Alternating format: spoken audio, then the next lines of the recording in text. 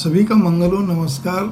हालांकि इस विषय पे मेरा कोई मतलब नहीं है, ना मैं कुछ बनाना चाहता हूँ, कोई बोलना चाहता हूँ, लिखना चाहता हूँ, लेकिन कभी कभी उन लोगों पे बड़ा आश्चर्य होता है जो लोग आपके इर्द गिर्द ही होते हैं या अचानक अनायास आपको मिल जाते हैं या कभी कभार मिलते हैं।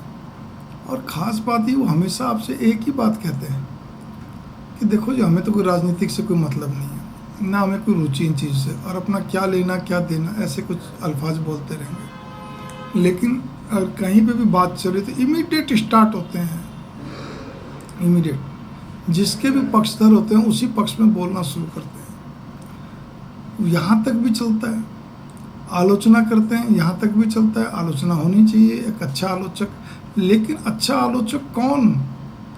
जो कि हर तरह के, अगर जिस विषय में उसकी रुचि कम है ज़्यादा, लेकिन बोलना भी चाहता है कभी कभार या जैसे रूटीन में, तो वो उस चीज़ की पकड़ रखता हो, कई तरह के अच्छे आकलन को सुनता हो, उसमें से निष्कर्ष निकालता हो सकता है उसमें भी कई बार गड़बड़ हो जाती है, लेकिन फिर भी कम से कम, और आलोचना का आधार ठोस हो। चलिए, आकलन भी उस ढंग से तो ठोस आधार तो ठीक है। आप जिसके पक्षधर है, वो जो पार्टी है, उसका जो भी कोई व्यक्ति है या हेड है, जो भी कुछ है, वो कुछ भी बोल रहा है, कोई बात नहीं। आपका तो अपना विवेक बुद्धि है, आप तो समझ रहे हैं कि भाषा की शालीनता और शब्दों की मर्यादा क्या होती है। दूसरी बात, बिना कोई ठोस आधार के छोटी मोटी बातों को लेकर बार बार आलोचना करना, ये भी कोई उचित नहीं है। पहली बात, भाषा की शालीनता होनी चाहिए, शब्दों की मर्यादा होनी चाहिए। दूसरी बात, फिर भी आप पक्ष में लेते, फिर क्या हो गया, कर दिया तो विरोधी है, विपक्षी हैं, बोलेंगे। ये कोई उचित है क्या? मुझे तो ये तो नहीं समझ में आता ना।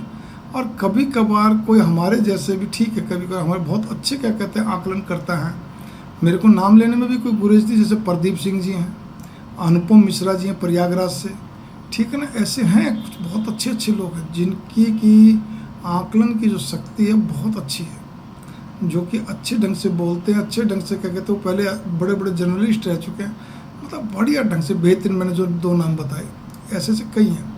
तो कम से कम ऐसे लोगों का भी अगर सुन के कितनी शालीनता से बोलते हैं, इनकी भाषा देखो, इनका हर चीज़ का विवेचन देखिए, इन दो को भी सुन लो, फिर उसका जो आप वाले बोलते हो उनको भी सुन लो, उसका कहते फिर निष्कर्ष निकालो, मंथन करो, चाहे भले किसी का आगे पेश करो, निकाल, आपके मन की संतुष्टि के लिए भी चलो ठीक है, थोड़ा बहुत तो टाइम भी पास होता है और समझ में भी आती है, तब तो समझें हम, ठीक है ना। एक वैसे में बता रहा हूँ, लेकिन नहीं, हमने भी विरोध करना, विरोध के लिए पैदा, विरोध के लिए विरोध करना, ये हमारा परम लक्ष्य हो गया, और कोई बात नहीं। तो फिर ऐसे कैसे बात चलेगी?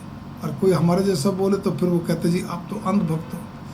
तो इसीलिए थोड़ा सा कभी भी याद रखिए। मैं फिर कहना चाहता हूँ नौजवानों, आपको वैसे मैं सभी से सादर अनुरोध करूँगा, निंदक नीड़े रखिए। आलोचना करना हमारा अधिकार है, मतलब एक अच्छी बात है, करना भी चाहिए, लेकिन हेल्दी, ज़बरदस्ती की नहीं।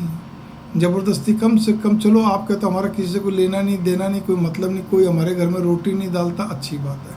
तो एक बात फिर ये भी नोट करो, उसी गलत को गलत, सही को सही भी तो बोलिए। मंगल कामना, नमस्कार।